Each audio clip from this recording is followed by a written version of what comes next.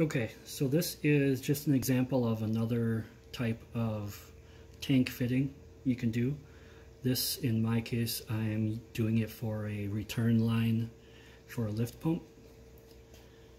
So what I have is 3/4 inch hole drilled, and this is a 8 AN, which is basically just a 1/2 inch flare.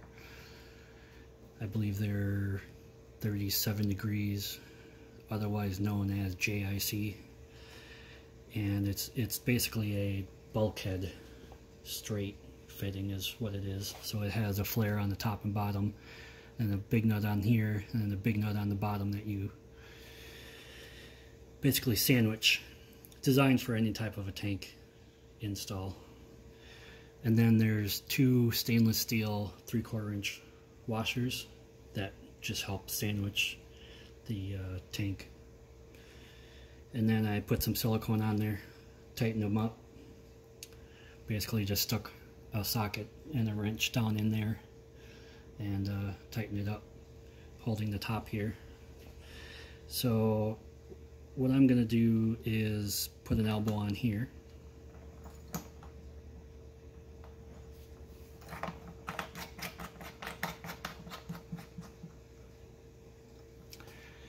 And this will make the drain tube inside the tank. Just a flare, 1/2 inch. Dorman makes or sells a 12 inch aluminum 1/2 inch pipe, and I just flared it, and 1/2 inch flare nut. Another option is just a straight hose fitting. If you wanted to put that on the inside, connect your hose on there, and it would just be a regular hose. I like the aluminum pipe better, but if you wanted to put this in the side, you could do another 90. So if you want to do, I don't know, maybe in the back somewhere or something like that, actually wouldn't be too hard. This is a 26 gallon tank, I believe, the smaller one. You can't really get into the front very well to drill, so you do just have to be careful of the bed support right here. So I'm gonna go about 90 degrees, and I should miss everything. Otherwise, you could go back here a little bit more. I'm doing a FASS, which is on the frame rail. So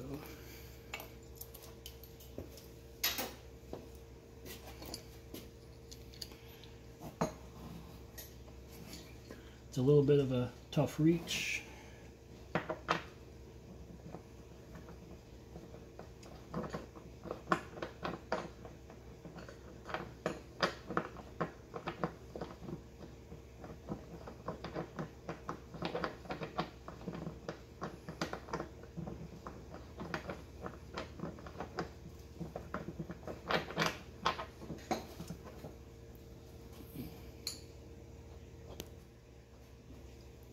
Okay, so I got it all tightened up.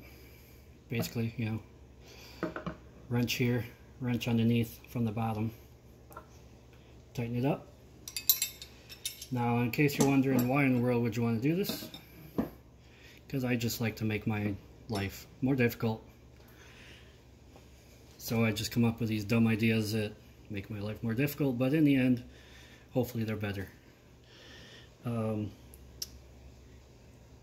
The solution I have here is basically kind of like when you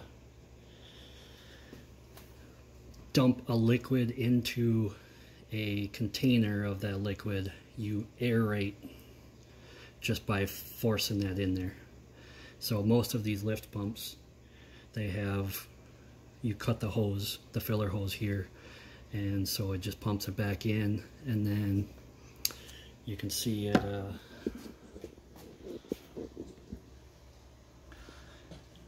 that's the end of the filler hose, and then it just falls into the tank. So you're just going to be constantly aerating the fuel. Hopefully I can avoid that.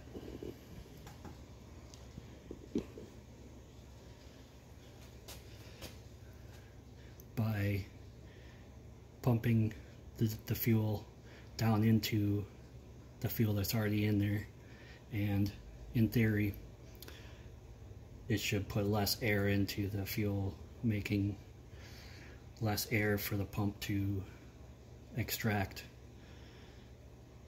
So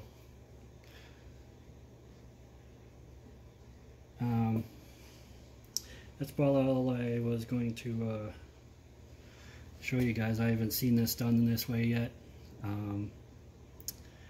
I've seen all the other common ways, like I mentioned, the filler tube, and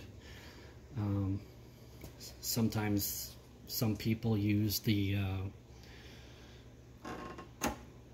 actual supply line and just push it back in that way. I'm going to use that as the supply line, so that way in theory the FASS should pull through it if it fails or whatever. So I had to take my sending unit out anyway, so I figured I'll do this. Worst case, if something catastrophic happens, not that it should, but I can always just seal that up pretty easy and eliminate it. Can always just go with a filler hose idea, but yeah, so let me know what you think. I'll leave some info on the fittings. They're just basically basic 8 AN fittings. So yeah, good luck if you want to do it, and I'll just keep putting these videos out for stuff I run across and the way I do things, and feel free to ask questions or copy. I'll try to get as much of the info in there as I can. Later.